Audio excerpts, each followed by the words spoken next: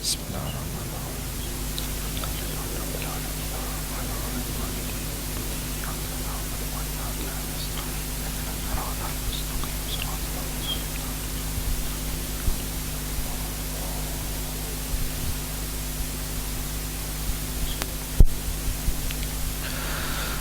بالله من الشيطان اللعين الرجيم. بسم الله الرحمن الرحيم.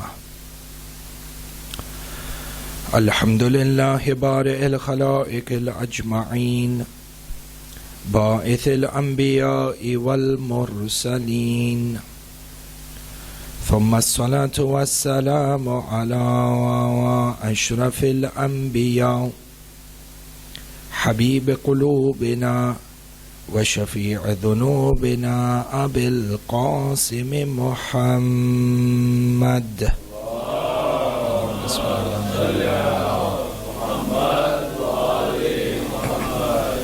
ثم الصلاة والسلام على أهل بيته الطيبين الطاهرين المعصومين المظلومين،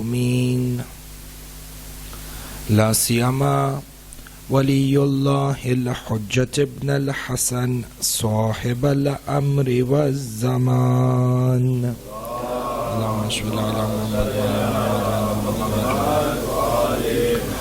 روحي وأرواح العالمين له الفداء، ولعنة الله على أعدائهم وعلى غاصبي حقوقهم وعلى منكري فضائلهم من الأولين والآخرين إلى قيام يوم الدين. آمين رب العالمين. أما بعد، قال رسول الله صلى الله عليه وآله وسلم: إن الله يغضب لغضب فاطمة ويرضى لرضاها. صدق النبي وآمنا به. زينوا مجالسكم بذكر محمد وآل محمد. اللهم صل على محمد وآل محمد. أحبائي, continuing from our bahath, our majlis from last night, a majlis that has importance from a number of directions. Number one, it is a bahath that impacts our aqeedah and our aqaid, and just like every other aspect of aqeedah in usuluddin where you need daleel, same thing when it comes to the madhlumiyat of Sayeda Nisa al-Alameen. Understanding the daleel, knowing the daleel, being able to present the daleel. As well, from the bahath last night, hopefully you are also able to see an academic journey in which historical events are understood and the criteria for critiquing or disputing historical evidence. And we were able to justify, or we are able to present to you without a shadow of doubt from the sources, historical sources of the Amma and the Khassa, Shia and non-Shia, in regards to the occurrence of the madhlumiyat of Sayyidat Nisa al-Alameen, in that the house was attacked, Sayeda Zahra was assaulted, and this eventually led to the martyrdom of Sayyid Muhsin. This is what we have been able to establish from yesterday's bahath. There are historical accounts from both schools of thought. Today we move forward for the 2 points that we were not able to complete yesterday. Awalan, if it is historically established that Sayyida Zahra was oppressed and her house was burnt and she was assaulted, Then from here, there are two other shubuhat, there are two other doubts that are planted within the minds of the people. Where the question first arises is that, well, if these people, Bani Saqifa, 1, 2, 3, and that entire team, and whoever sympathized with them, if Bani Saqifa were coming with the intent to burn down the house, and you also know that the Taghut was holding a fatila from yesterday's hadith, a firewood that was already, sticks of wood that were already lit with fire. If there was already intent to attack the house, and number two, the logistics were in place, and they came in big numbers, they came with 300 people as per the account of Ubay ibn Ka'ab. If the intent to attack and the intent to perform acts of violence was absolutely clear, then why did Sayeda Fatimiyah Zahra ruhi laha al-fida go behind the door? Why would Amirul Mu'mineen, this is question number 2, why would Amirul Mu'mineen allow Sayeda Fatimiyah Zahra to go behind the door? Now, offshoot of that same question, why was Amirul Mu'mineen silent? So two questions over here. Why did Sayeda Fatimiyah Zahra go behind the door? And number 2, in the incident of the door, why was Amirul Mu'mineen silent? These are two questions that we will try to answer to clear out any sort of shubuhat in regards to the madlumiyat of Sayyidat Nisa al-Alameen, and all of this with a loud salawat ala Muhammad wa ala Muhammad.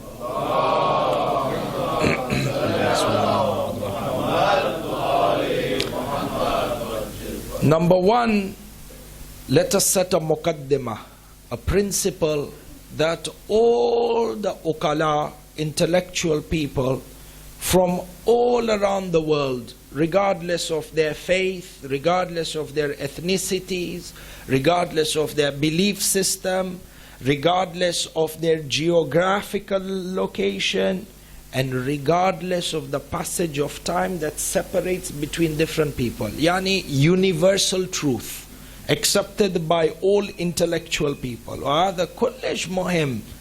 احنا شيعة شباب, we need to be strong in our aqidah. Universal qaida. Just because I do not understand why a certain event happened doesn't mean that that event didn't happen altogether.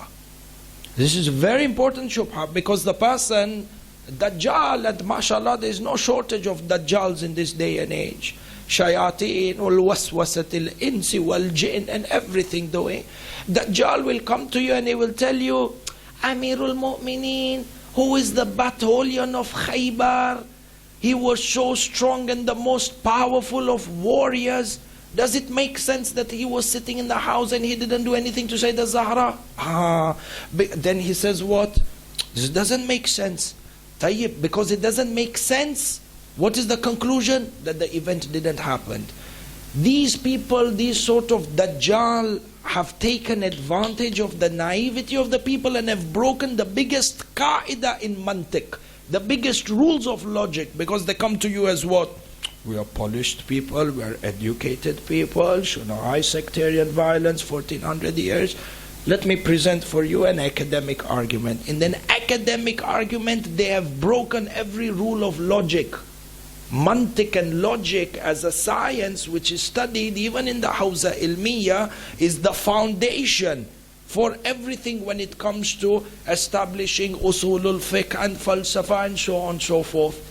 So when this shaitan comes and tells you, no, it doesn't make sense. If Amirul Mu'mineen is the battalion of Khaybar and Khandaq and Uhud and Badr, he was in the house, he didn't do anything. How could he agree for Sayyidah Fatimiyah Zahra to be attacked?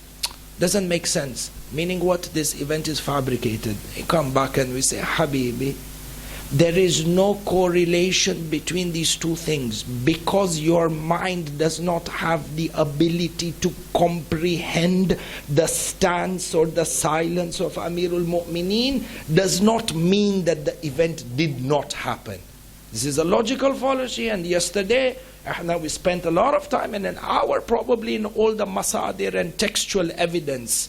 So hence, when you have textual evidence which is proof, forensic proof of the occurrence of a historical event, then with all due respect, your limited aql has no weight inside the mas'ala. Until and unless you have academic proof. The proof in academia, the proof, the currency in academia, the currency in deen, currency is dalil. It's not what my aql thinks and what my aql didn't think. Tayyib, this is a qaida, let us establish this. The event has happened. Now what we need to do is, the event has happened, the dhulm has occurred. We want to understand the stances of the people that are involved. Having said this, we come to our question mubasharatan. Why did Sayyidat Nisa'il Alameen go to the door when there were all the indications that these people are bent on violence? Why did she go? To answer this question, imagine, let us assume we come into the world, a hypothetical world. Let us assume, by way of tanazul in an argument, coming down in an argument, let us assume that there was shak and there was doubt in the wilayat and the khilafat of Amirul Mu'mineen. Because the premise is what? Upon the shahada of Rasulullah, there is absolutely no doubt that Amirul Mu'mineen was the Imam and the Khalifa of the time. Correct? But let us assume that there was absolutely nothing revealed in honor of the wilaya and the imamat and the khilafah of Amirul Mu'mineen. Let us assume the people were in doubt or were not aware of what happened in Ghadir. Let us assume the people forgot the bay'ah that they gave to Amirul Mu'mineen in Ghadir. Let us assume that the people forgot the thousands of verses that have been revealed as per the books of the Khassa in honor of Amirul Mu'mineen and proving the superiority of Amirul Mu'mineen. Even forget the event of Da'watu Dhul Ashira, the first day of Risala. The first day of propagating the Risala, Amirul Mu'mineen or Rasulullah made it very clear that Ali ibn Abi Talib is my Khalifa. When he asked who is going to support me, no one stood up except Amirul Mu'mineen. So Amirul Mu'mineen, Rasulullah lifted the hand of Amirul Mu'mineen and said to him that you are my wasi and you are my Khalifa. And the Quraysh actually made fun of Abu Talib and they said, your nephew Muhammad is commanding you to be obedient to your son Ali, and they laughed it. Subhanallah, Khilafah and the Imamat was not declared and was not introduced on the day of Ghadir. Imamat was already established and declared from day one of Risala in Da'watul Dhul Ashira. So let us assume the Muslims didn't know anything about this. Now what has happened is, try and put yourself in this time and period in history. Rasulullah Khatamul Anbiya has become shaheed, has left this dunya. You have two parties that are both claiming that they are the rightful successors of the Prophet and the appointed Khalifa of Allah. On one hand, you have Amirul Mu'mineen or you have Imam Ali ibn Abi Talib, and on the other hand, you have Bani Saqifa, who have gathered together, Ansar, Muhajirin, under Saqifa. They have missed the funeral of Rasulullah, by the way, not as per our, in addition to our text, with the text of the Amma. Very few of them, if any of them, even recited Salatul Janaza over Rasulullah, alaman lakum. And this is a lecture on its own. In any case, so you have two parties over here. One party of Saqifa, Ansar and Muhajirin have missed the funeral prayers, and one person amongst them has been selected. On the other hand, you have Ali ibn Abi Talib. This one claims to be a Khalifa, that one claims to be a Khalifa. Let us assume we are operating in an environment where nobody knows anything about the Fada'il of Amirul Mu'mineen Aslan. So when you have two claims, two parties claiming to be the Khalifa of Allah, and nobody knows who is right, in this situation, in this situation, Sayeda Fatimah Zahra has come to the Ummah as a neutral, as a divine judge of Allah subhanahu wa ta'ala on earth. Because all the Muslims, regardless from the Amma and the Khassa, are in agreement that Rasulullah said, Inna Allah yaghdab li ghadabi Fatimah wa yarda li ridaha.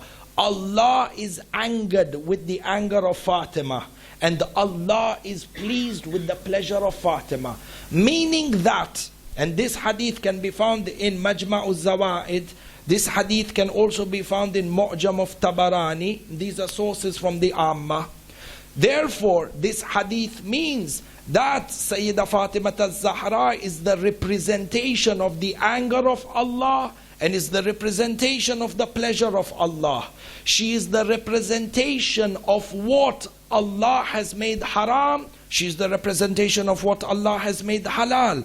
If you are in confusion, if you are in shock and you don't know, the pleasure of Allah lies in the khilafah of this party, or the pleasure of Allah lies in the khilafah of that party. Is the anger of Allah subhanahu wa ta'ala. Anger means what? The punishment of Allah. Because if Allah is angered with you, that means Jahannam wal ayadu billah. So the anger of Allah is with this party of Saqifa or this party of Bani Hashim, yani Amirul Mu'mineen. You need to have, in an area where you are operating with doubt and nothing is clear, you need to have a divine, first of all, a neutral party. Number two, this neutral party, the credentials of this judge between these two contesting parties has to be somebody who is a total reflection of the anger and the pleasure of Allah. So, now that we understand this, imagine, despite all the fada'il that the people knew of Amirul Mu'mineen, Sayyida Fatimah al-Zahra comes as a divine judge behind the door to distinguish haqq from batil. The same thing, you notice this in the Masa'ib that was recited, which is taken from the hadith, when the Taghut of the Ummah came and started knocking, banging on the door. Sayyidah Zahra came. He said, and Zahra, he said to her, "Oh Fatima, why have you come here and Ali is sitting in the house?" What was Sayyidah Fatima al-Zahra's reply? "Tughyanuka ya shaki wa ulzimuka al-hujjah." I am here to be a binding proof over you, a divine proof and a hujjah over you, such that from that time of Saqifa until the day of judgment, if there is ever disclarity or lack of clarity over which party decides or which party deserves to be the imam or which party deserves to be the rightful khilafah, the ultimate judge that no one can dispute in her credibility is Sayyidah Fatimah al-Zahra. And the fact that's so, what Sayyidah Zahra has done, her walk to go behind the door, is the example or is a representation of a jihad that she did to stand behind the door as a judge to make it clear for the entire mankind until the day of judgment that these people who are Bani Saqifa and calling for Khilafah are the party of Batil, and Ali ibn Abi Talib is the party of Haqq. And this divine stance of justice, it shows you how Bani Saqifa are on batil, because they were willing to assault the most divine judge in that ummah by assaulting her in order to gain power. Sayyidah Fatimah al-Zahra became the Farouk between Haqq and Batil. And this stance of separating Haqq from Batil required a sacrifice, even if that sacrifice meant her losing Sayyid Muhsin, even if the sacrifice required her breaking her ribs and puncturing her lungs. For the wilayat of Amirul Mu'mineen, Sayeda Fatimah al-Zahra put this sacrifice forward as the ultimate divider between haqq and batil, such that, see, the actions of Ahlul Bayt are not only to manifest haqq in that period, given period in time, it's for haqq to manifest for eternity, such that today, if nobody knows anything about the fadail of Amirul Mu'mineen, nobody knows anything about the evil of Bani Saqifa, just put this perspective, this piece of history in front of them, that Zahra, the representation of the anger of Allah, Maryam al-Kubra, was assaulted in order to establish Islamic authority. Anyone who has a dhamir will tell you this is batil, and this is where Zahra comes in. Wa Allah shahid, Allah is witness how millions and millions of people from 11 AH till today and still counting have sought hidayah and have embraced the wilayah of Amirul Mu'mineen because of the stance and the dhulm that Sayyidat Zahra went through.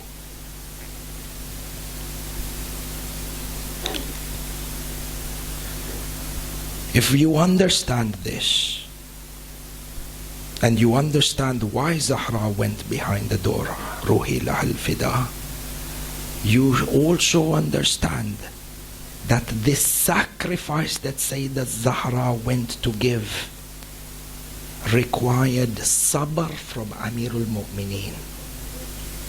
And this sabr was commanded by Allah subhanahu wa ta'ala. We have textual evidence that every Imam, from Amirul Mu'mineen to Sayyidah Fatimah al-Zahra, to Imam al-Hassan, Imam al-Hussein, Imam Sajjad, Imam al-Baqir, Imam al-Sadiq, Imam al-Qadim, Imam al-Rida, Imam al-Jawad, Imam al-Hadi, Imam al-Askari, including the present Imam of our time, Sahib al-Amri wa zaman. Allahumma salli ala Muhammad wa ala Muhammad wa ala Muhammad faraja. Each Imam's imamat, the tasks that they perform in their imamat, is a direct command from Allah subhanahu wa ta'ala. Their duties are outlined for them by the Imam. And to refer back to Kitab Sulaim, it is translated in English. And my advice to you, Shabab, be absolutely familiar with Kitab Sulaim. Imam al-Sadiq Ruhi Lahul Fida says this is from the secrets of Alim Muhammad. The establishing the authenticity of Kitab Sulaim is something from the simplest of tasks. And inshallah, if Allah gives us tawfiq, maybe in the future we could have a particular lecture just on establishing the authenticity of Kitab Sulaim and disproving the misconceptions that it is an uncredible text. Abadan, from the Usul Arba'iyah.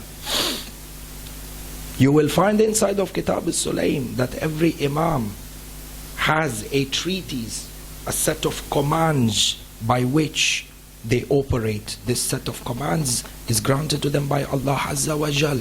And Amirul Mu'mineen was commanded to have sabr as Sayyidah Zahra performs this jihad of separating haqq from batil. And no person is courageous enough in the face of this earth to have this sabr other than Amirul Mu'mineen. Shufu ahbai, this deen, Islam, is built on two fundamental principles. The first fundamental principle is that this deen is built on a culture of self-sacrifice in order for the truth to manifest itself. This is something that the Western cultures in which we live has eliminated and obliterated in its entirety. We are drawn and we are drowning in a culture of consumerism where nothing is outside, nothing can be greater than a peripheral of just I, and I. Such that even if I want to do some sort of amal khair, I will see if there is some benefit coming back to me. Islam is something much purer than this. Self-sacrifice for a greater good in which you have no personal benefit coming to you. Self-sacrifice. Number 2, fundamental principle upon which this deen is built. In the grand sunnah of Allah Azza wa Jal and His divine wisdom, is that the qarar from alam al-mashi'ah, the sunnah of Allah, is that victory and haqq will always prevail through oppression. Truth will always prevail through the victory of the oppressed. This is a qaida of this deen. Stamp this in your heart and soul. The proof for this is where? From the Quran. Intum shufu, there are hundreds of verses that show the stance of Amirul Mu'mineen was a prophetic stance on this day of Saqifa, when the house of Sayyidat Nisa'il Alameen was assaulted.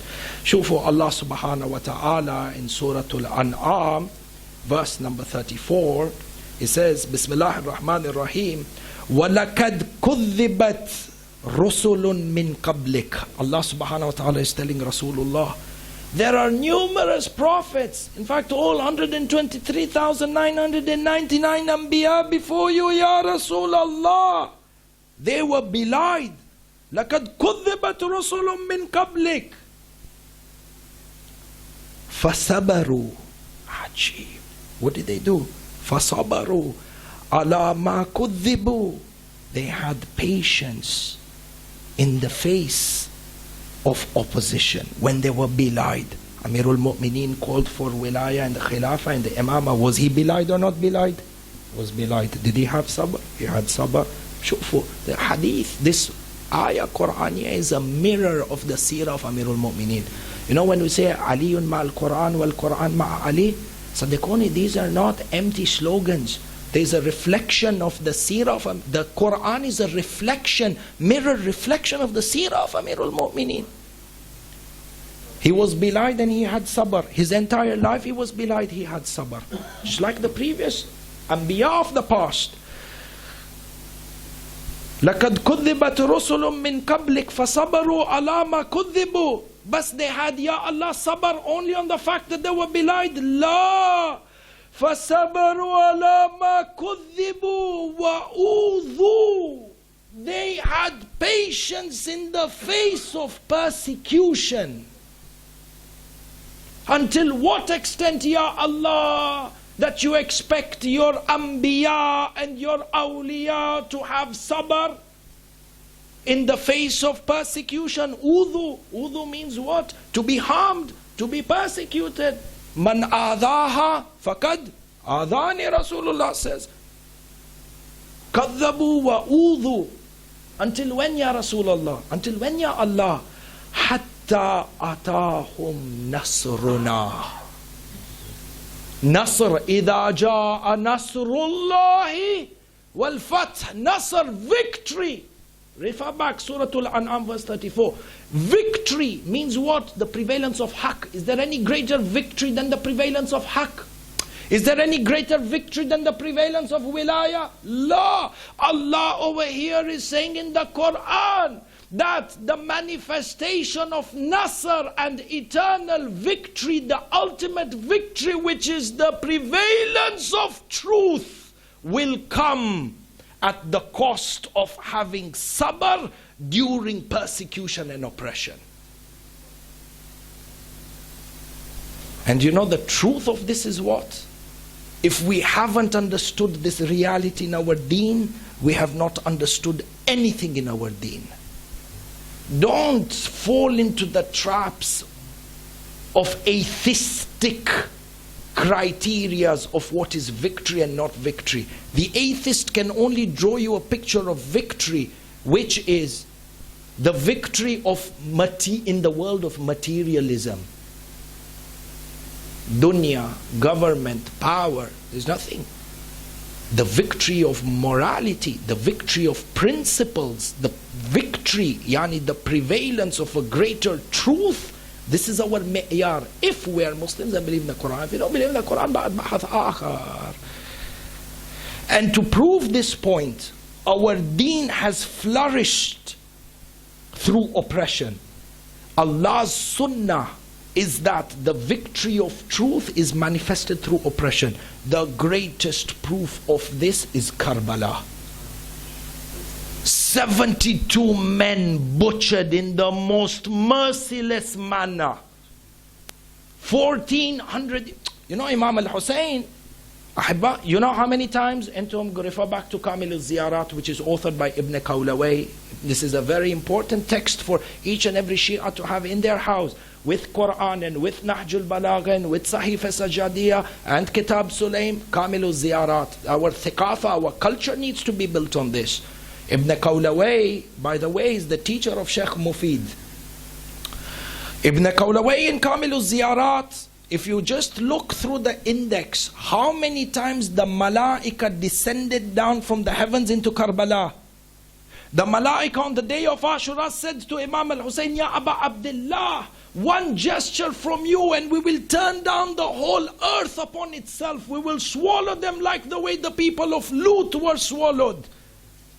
It was in the Imam al-Hussein, it was in his ability with the blink of an eye to obliterate the entire army. But the reality of the matter is, within the sunnah of Allah, truth does not always prevail through military victory.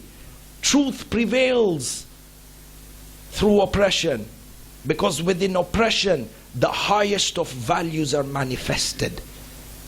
The proof for this is Karbala. 72 men mercilessly killed, and with all historical odds against Shia from the inception of Tashayyu.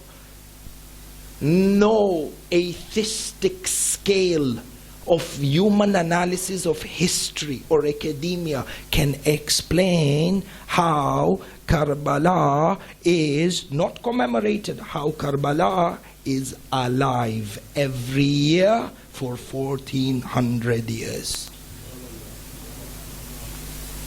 It was a military victory for him, such that it is remembered till today. By the way, between brackets, actually, even Imam al-Hussein's feet on the day of Ashura, according to military analysis, you could say, Imam al-Hussein, even in the physical realm, was victorious.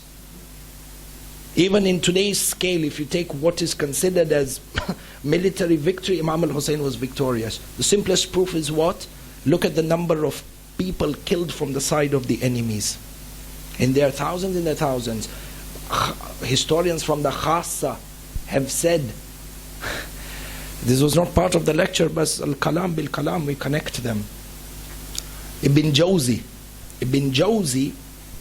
in his writing on the part of Ashura, he says, you know, on the day of Ashura, it wasn't that you had 72 men face 100,000 of the army and a clash happened at one time and from the army of Imam al-Hussein they became shaheed. La. It was a very, very organized military campaign by Imam al-Hussein, Abu al-Fadl al-Abbas. These are the lions of Haydar al-Karrar. So we have that Imam al-Hussein positioned them. Abu al-Fadl al-Abbas was in the center wing with the Bani Hashim, and then you had the left wing and you had the right wing under the leadership of Habib ibn Madahir and Zuhair ibn al-Kain. The role of Abu al-Fadl al-Abbas on the day of Ashura, Allahu Akbar Adim. His role on the day of Ashura, according to texts from the Amma, was that he was operating a rescue brigade on the day of Ashura. Sami'in anha is the equivalent of a rescue brigade, such that when the 72 men under Imam al-Hussein were under trouble, Abu al-Fadl would go to the rescue, disband them and bring them to recollect again. Adim, it's not a joke what happened on Ashura. In either case, the wings, 3 wings, you have the center wing, the right flank, the left flank. A couple of hours into the war, this is mentioned by Ibn Jawzi, Shimar al-La'in comes to Umar ibn Sa'ad and he says to him something which is very critical in history. He says to him, do you not see how these men have pushed back my army outside of the ranks of the battlefield? having killed my soldiers and hamstrung my horses. 72 men, 18 of them Bani Hashim in the center flank. 72 minus 18 is what? Somebody help me with the math. 54? 54. If you divide 54 by 2, 27. Let us assume there were 27 men on the right wing and 27 men on the left wing. 27 men. If you go back to the Maqtal, Shimr bin Diljawshan al-La'in was commanding a cavalry of nothing less than 4,000 men. 27 men hamstrung 4,000 horses and made them retreat. Not once, they retreated 3 times.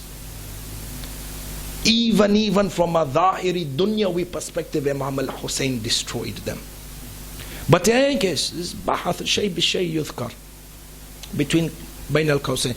We come back and we say that this dunya, the biggest proof that haqq prevails through oppression, the greatest example of this is Karbala, where 1400 years Ashura is alive. Not that it is being commemorated. Hi Wahid.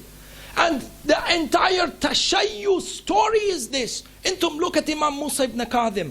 Musa ibn Ja'far al-Kadhim salawatullahi alayhi. Imam Musa ibn Ja'far was imprisoned in Baghdad for a period of almost 30 years in multiple prisons. He was imprisoned. If you go to Iraq and you see some of the maqamat that have the prisons of our Imam al-Kadhim was put in a hole which was close to 15 feet under the ground. If you look at that prison today as a Zahir, you will not be able to tell whether this was a prison or a dried out well. They imprisoned Imam al-Kadhim for 30 years in the bottom of the earth. Why? Because they didn't want this explosion of haqq and knowledge that happened during the time of Imam as-Sadiq to be capitalized by Imam al-Kadhim. So they imprisoned Imam al-Kadhim. They hid Imam al-Kadhim, persecuted him. Subhanallah. 34 years of imprisonment, poisoning Imam al-Kadhim, doing everything to stop the knowledge of Imam al-Kadhim. Rahman, on the nose of the kafir and the enemy of Ahlul Bayt, Baghdad became the capital for Shia ulama from the time of Imam al-Kadhim to the greater part of Ghaybat al-Kubra and Sugra. From the time of Imam al-Kadhim to the time of Sheikh Mufid and Alam al-Huda and Sharif al-Radi and Sheikh Kulaini, the greatest capital of Shia intellectualism and ilm became Baghdad. That same city in which the Zalims tried to oppress Imam al-Kadhim and imprison him by keeping him away. Allah said this same place where you tried to prevent his ilm will become the capital of Tashayyu for ilm to raise. Same thing with every imam. There are tons of examples. I give you one more and we move with the bahath.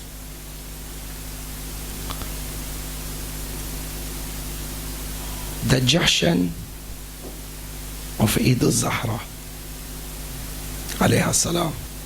Allahumma salli ala Muhammad. 9th Rabiul Awwal Eid. This is the Eid, this is the celebration where Allah subhanahu wa ta'ala, or the beginning of the divine punishment of the killer of Sayeda Zahra starts. In fact, before we start this point, can we move a little bit forward, if you don't mind, my brothers?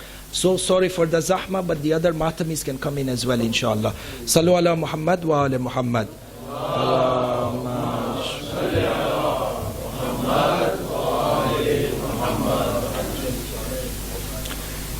Eid al-Zahra, which is a Jashan, a day of celebration for the divine beginning of the divine chastisement on the killer of Sayyidat Zahra. This Eid and the origin of this Eid comes from where? If you go back to the hadith, it comes from Imam al-Hadi. At a time where Imam al-Hadi was imprisoned in Samarra, He was imprisoned in a military garrison, and within a military garrison he was under house arrest. And when they tried to conceal the Imam and the teachings of the Imam, from within the heart of oppression, the Imam set out a jashan that is the source of happiness for every Shia until the Day of Judgment. Look at the place from which haqq manifests itself, the core of dhulm. This is the sunnah. And ham nafsu shi, when it comes with the dhuhur of our 12th Imam. Sallu ala Muhammad wa ala Muhammad. Allahumma salli ala Muhammad wa ala Muhammad. If we understand this from an aqaidi perspective, together with the numerous other answers that there are to explain the stance of Amir al-Mu'mineen, that this sabr was a command from Allah subhanahu wa ta'ala, and it was necessary for him to have sabr as Sayeda Zahra performs this jihad, and the consequence of this jihad is to separate haqq from batil for eternity, and the two qa'idas on which this deen is built. This is all clear. Ham tanazulan. We come down a little bit forward. If you leave all these arguments on the side, let us assume that Amirul Mu'mineen actually went to the door. What do you think would have happened? One of two things would have happened. Either the Bani Saqifa would have attacked Amirul Mu'mineen and would have killed him. And this is not just any assumption built on thin air, because this was intent, as we saw yesterday within the Sunni historical text. Fara'id or Aqd al-Fara'id, within the text Aqd al-Fara'id, it was clearly mentioned over there that the command came from the Jibt to the Taghut that go and get bay'ah. وَإِنْ أَبَوْا فَقَاتِلْهُمْ. This ibara is there in Aqd al-Farid. If he refuses to give the bay'ah, kill him.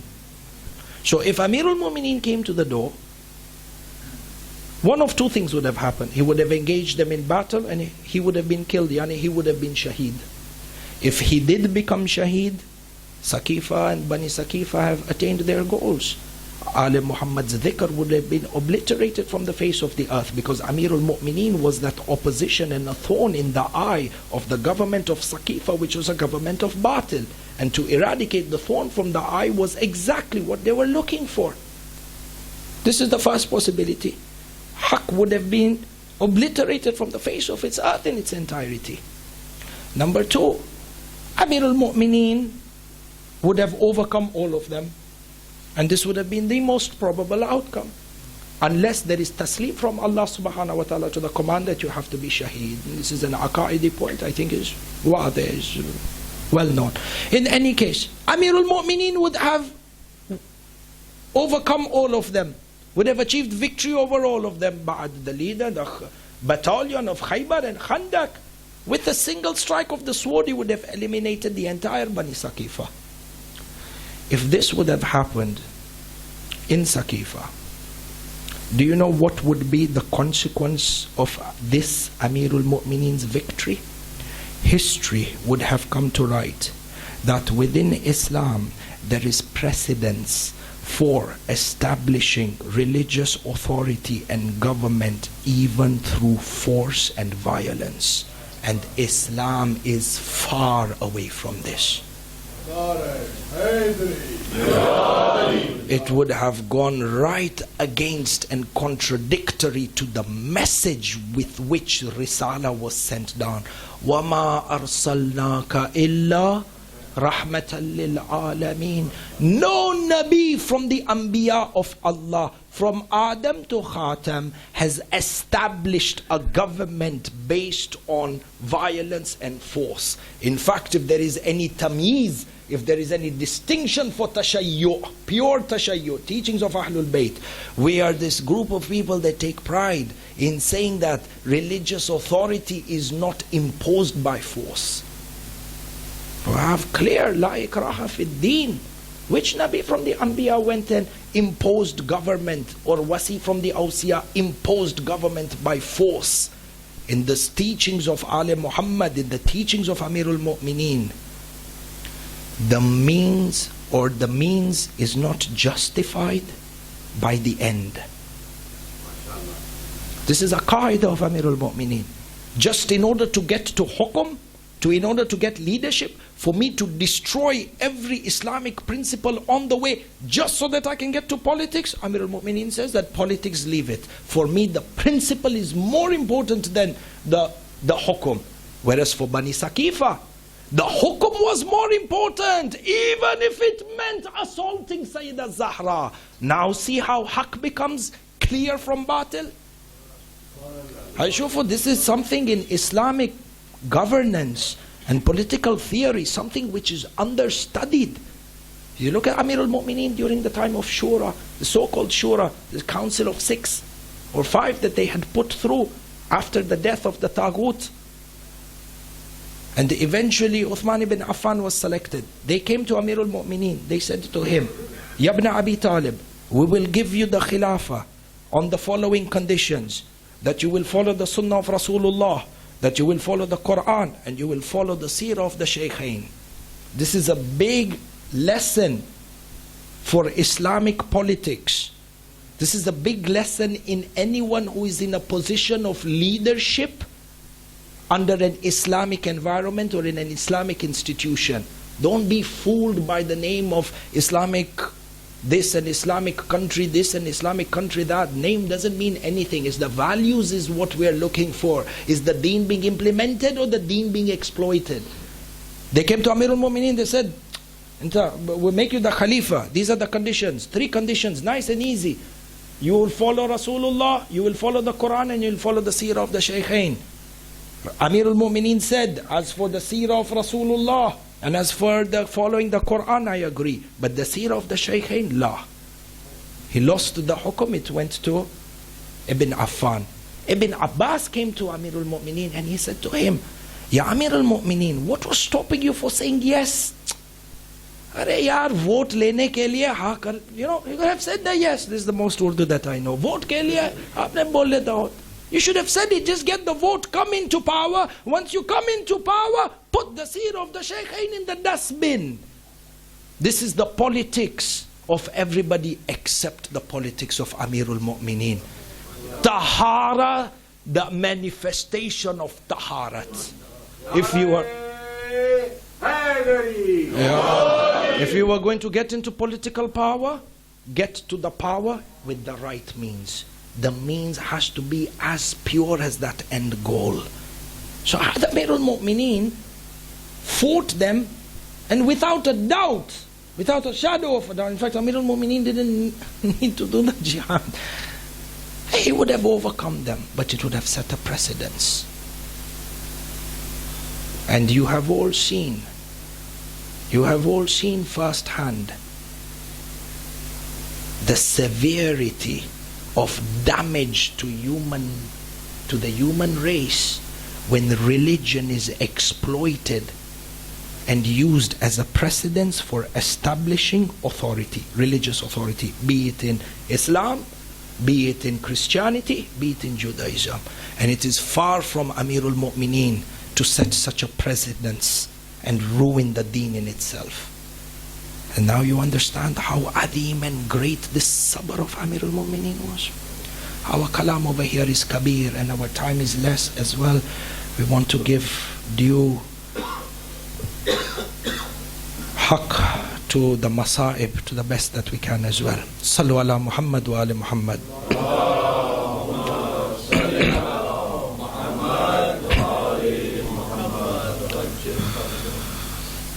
Masa'ib tonight, Ahibai, I want to recount for you from the Maktal. And I want to take you on a journey on the last few days, and the last days, I should say, the last days from the life of Sayyidat Nisa'il Alameen. And intum, give your condolences to Rasulullah, to Imam al-Hussein and to Imam al-Hujjah on this musibah. Imam al-Hujjah, who is in Ghaiba, our Imam says, I have no reason to be happy knowing that my mother Fatima was in Baytul Ahzan. Allah, Allah. Where are the tears to cry with Imam al-Hujjah on a night like? The narrations mention that upon the martyrdom of Rasulullah, and after Bani Saqifa usurped the rights and the Khilafah of Amirul Mu'mineen, and after Sayyidat Nisa al-Alameen was assaulted and Muhsin had become Shaheed, Sayyidat Zahra would go out every Tuesday and Thursday to the battle of Uhud, and she would sit at the grave of her uncle Sayyid Shuhada Hamza, and she would weep and she would cry. She would say, "Oh my uncle Hamza, where is the glory of Islam when you were here, and where is the glory now that you have gone?" Sayyidah Zahra would constantly go to the masjid and she would weep over the grave of Rasulullah. One of the times Sayyidah Fatimah Zahra, she was so weak due to the intense pains and the assaults and the injury that she was suffering from. Sayyidah Zahra, do you know, from the day of Saqifa till the day she was Shahida, she would go and do the ziyarah of Rasulullah. She would walk with a punctured lung. Allah.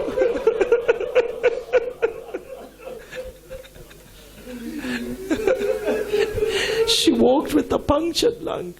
She at Amirul Mu'minin, she walked with a broken rib. This year you look, people, if you are walking, if you have a blister on your foot, you are not able to walk. How did Mawlati say that Zahra walked to the qabr of Rasulullah?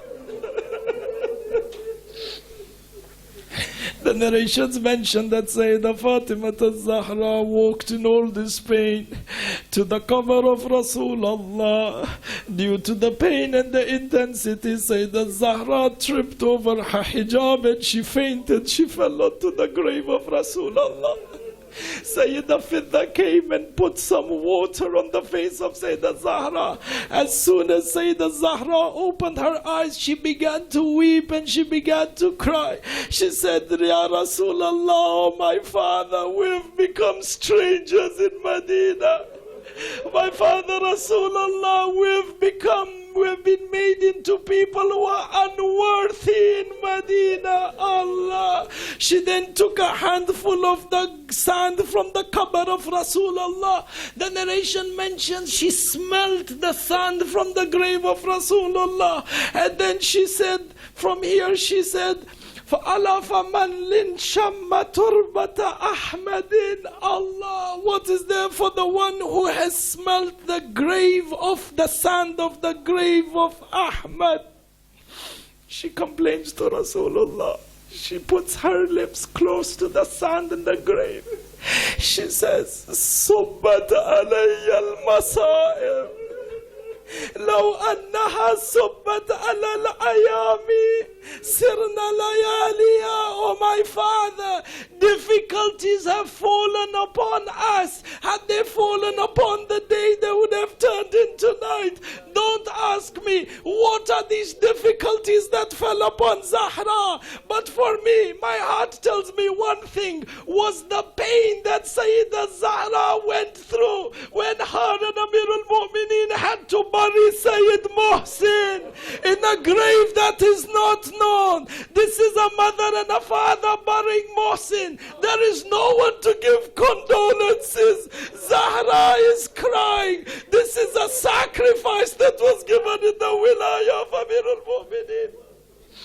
Allah, the condition of Sayyidah Zahra, she would weep. So the people would say, they would come to Amirul Mu'mineen. The shuyukh of Medina came to Abul Hasan and they said to him, "Ya Abul Hasan, Fatima cries during the night and Fatima cries during the day. And this is very inconvenient and very irritating for us. Tell her to cry either in the day or cry either in the night."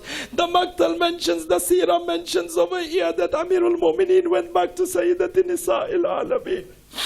You know what was Sayyidat Nisa al-Alameen's response? She looked at Amirul Mu'mineen. She said, "How little is my time in the dunya with them." This is the pain of Sayyidah Fatimah Zahra. You know what she said to Amir al-Mu'mineen?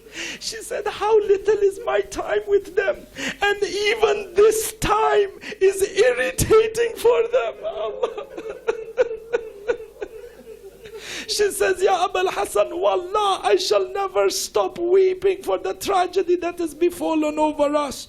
For over here it is narrated that Amirul Mu'mineen built a house known as Baytul Ahzan in Jannatul Baqi. Every morning, Sayyidah Fatima would take Imam Hassan and Imam al-Hussein. She would hold their hands and she would go to Baytul Ahzan and cry. Our teachers in the house used to say that Sayyidah Zahra didn't hold the hands of Imam Hassan and Imam al-Hussein with each hand. With one hand she held Hassan and Hussein, and the other hand was on the broken rib as she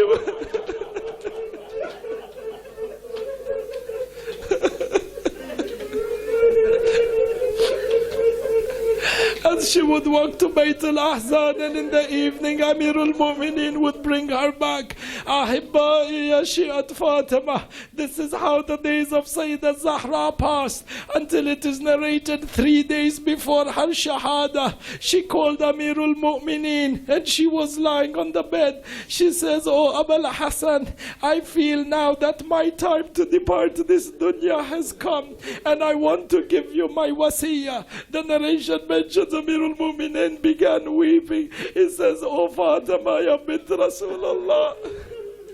Look at the words of Amir al-Mu'mineen. He says, Oh bint Rasulullah, you are my pillar of strength after. What will Ali do without this pillar of strength? Allah. Amir al-Mu'mineen says to her, you are my pillar of strength. Sayyidah Zahra says, and my time has come and the decree of Allah must manifest itself. She said to him, Ya Amir al-Mu'mineen, I want you to follow my wasiyah and implement my wasiyah. Amir al-Mu'mineen says, and it shall be done. From the wasiyah of Sayyidah Fatimah Zahra, she says to him, O Abul Hassan, I do not want the two shaykhain, the Jibt and the Tagut, who oppressed me to attend in my funeral, and I do not want them to see my janazah. I do not want them to pray over me. And number 3, Abul Hassan, these people who did dhulm on us, I don't even want them to know where my grave is. Let them not even stand over my grave. I want you, Abul Hassan, number 4, to bury me in the darkness of the night. This one is going to hurt you. Shia Ta'ala Muhammad, forgive me. Sayyidah Zahra said to Amir al-Mu'mineen, Ya Abul Hassan, take care of my children after me. Take care of Hassan and Hussein. Take care of Zainab and Kulthum. For after today there is no mother to take care of them.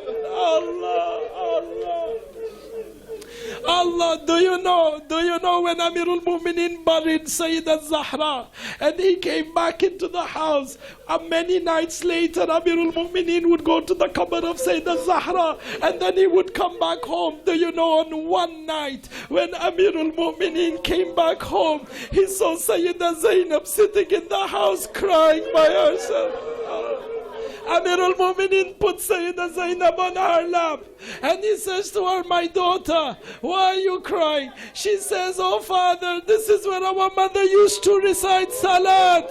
This is where our mother used to recite the Quran. Amir al-Mu'mineen is wiping the tears of Zainab. Allah. And at that moment, Amir al-Mu'mineen remembered Sayyidah Zahra. Amir al-Mu'mineen's tears came down. This is one time in history, usually father wipes the tears of the daughter, but over here Zainab was wiping the tears of Amir.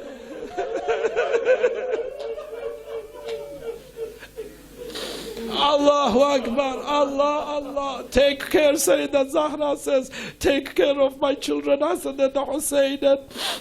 Zainab and Kulthum, she gave the wasiyah to Amirul Mu'mineen, and then after that, the narrations mention over here that Sayeda Fatimah Zahra called upon Sayeda Zainab al-Kubra.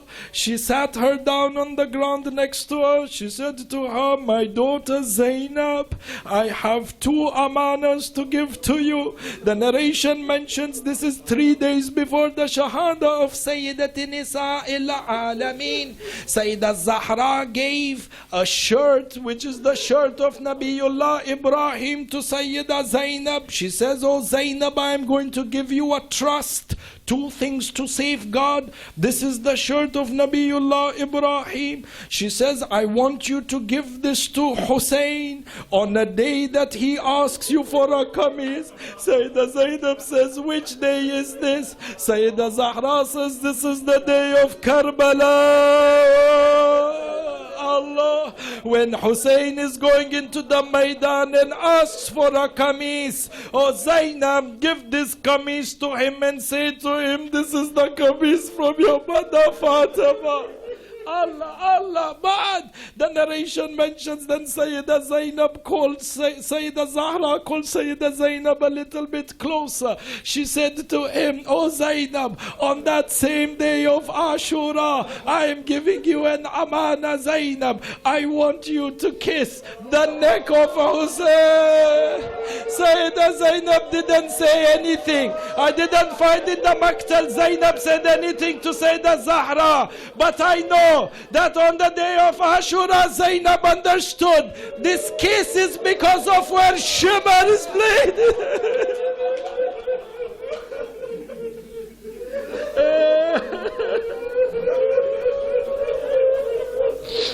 Allah, Shias of Ali Muhammad, lovers of Sayyidah Zahra. Sayyidah Zahra gives the wasiyah to Sayyidah Zainab. The morning of the Shahada comes. On a day like this, which was the day of the Shahada, the narrations mention that Sayyidah Zahra washed the hair of Imam Hassan and Imam al-Hussein. She then sent them to the house of one of the families of Bani Hashim, and the same thing with Sayyidah Zainab and Sayyidah Kulthum. She sent them to the house of one of the women of Bani Hashim, and this was because Sayyidah Zahra did not want the children to witness the departing of their mother from this dunya. So she sent them away to the different houses. She then prepared the food for Amirul Mu'mineen and the children. And then she said to Asma bint Umays, "Oh Asma, I am going back into my chamber, and this is our final meeting. When I am going to be in my chamber, if you continue to hear the dhikr from my mouth, you know that I am in the dunya. And oh Asma, if you feel or when you hear that the dhikr has stopped, know that I have left this dunya." Allah, ya Shia. Sayyidat Nisa'il Alameen went into her chamber. The narration mentions she lied down facing the Qibla, and she had a chadar over her like a kafan. She lied down. Asma bint Umays says, "I put my ear towards the room, and I could hear the dhikr of Sayyidah Fatimah Zahra. Sometimes she is doing tasbih, sometimes she is doing tahleel, sometimes she is doing tahmeed." And then Asma bint Umays says, "Then I heard a very faint voice. I heard a very faint sound from Zahra. I heard her say, 'Assalamu alayka ya Rasulallah. Assalamu alayka ya Jibreel. Assalamu alayka ya Malakul Maut.'" This is the final salam of Sayyidah Zahra. Asma says, "No sound was coming. I knew my Mawla has left this dunya wa musibata. Zahra has become Shahida." Allah, Zahra's ruh left this dunya. Few moments in, Imam Hassan and Imam al-Hussein came running into the house. Asma bint Umays says, "I began to wipe my tears because I didn't want the children to panic." She says, "I didn't know how to tell the children, so I wiped my tears. I quickly greeted Imam Hassan and Imam Hussein." Asma says, "Imamain Hassanain asked, 'Where is our mother Fatima?' Asma bint Umays says, let us eat right now. So Imam al-Hassan says, oh Asma, when have you seen us to eat without our mother? Over here, Asma was not giving an answer. So Imam al-Hussein knew that something is not right. The Rawi mentions the Hassanain ran into the chamber of their mother Fatima, and she was lying down on the ground with a chadar over the body. Imam al-Hassan sat by the shoulder, removed the chadar. He shook the shoulder of his mother. He says, Ya Amma Fatima kallimini. Oh my mother, speak to me. There was no sound from Zahra. Imam al-Hussein threw himself on the feet of his mother. The narration mentions he was shaking the feet. He says, Ya Umma kallimini. I am your son Hussein. Allah, they understood that Sayyidah Zahra is no more. Both the Imamain went running into Masjid al-Nabawi. Allah, ya Shia, forgive me. Over here, look at what the narration says. Imam Hassan and Imam Hussein went running into Masjid al-Nabawi. Amirul Mu'mineen was by the mimbar. Imam Hassan went and held the sleeve of his father, Amirul Mu'mineen. He said, oh my father, kad matat ummuna Zahra. Our mother Zahra has died. Do you know what was the reaction of Amirul Mu'mineen? The historians have mentioned when Imam al-Hassan told Amirul Mu'mineen that Zahra has died, the narration mentions فَوَقَعَ عَلَى وَجْهِهِ. Amirul Mu'mineen fell down on the masjid face first.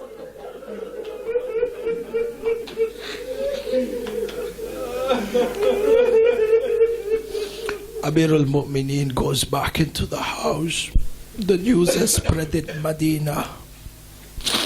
The daughter of Rasulullah has become Shaheeda.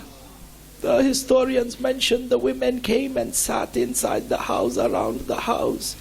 And the people from the Ansar and the Muhajirin came. And one of them, when the Jibt and the Taghut came to the house, they saw Amirul Mu'mineen sitting in the corner, holding Hassan, Hussein, Zainab and Kulthum, and four of them were weeping. Ammar ibn Yasir was told to make an announcement that the funeral has been delayed, so the people from until another time. So the Ansar and the Muhajirin and their women left.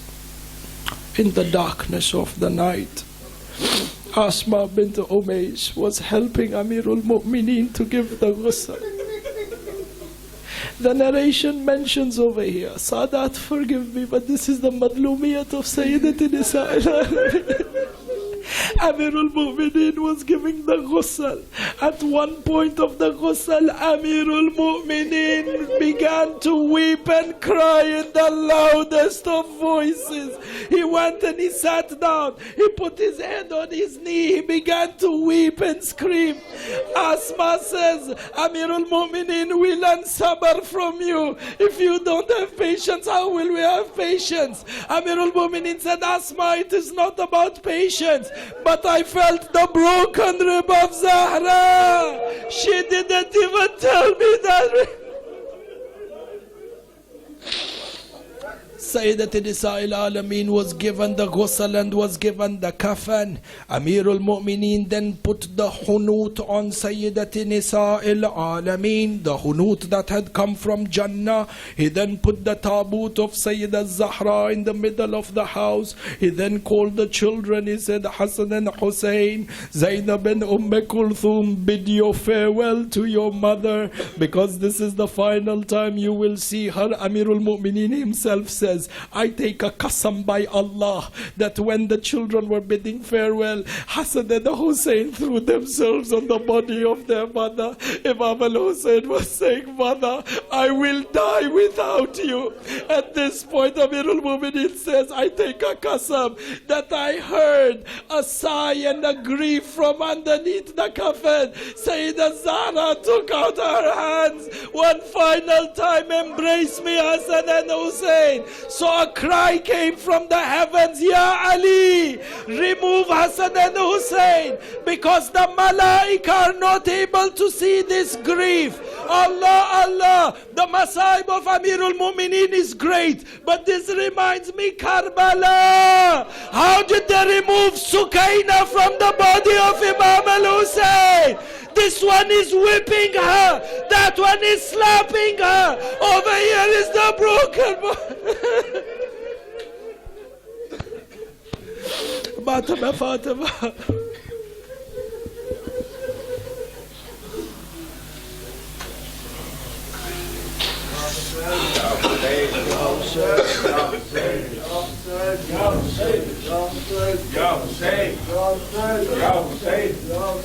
Yo, say.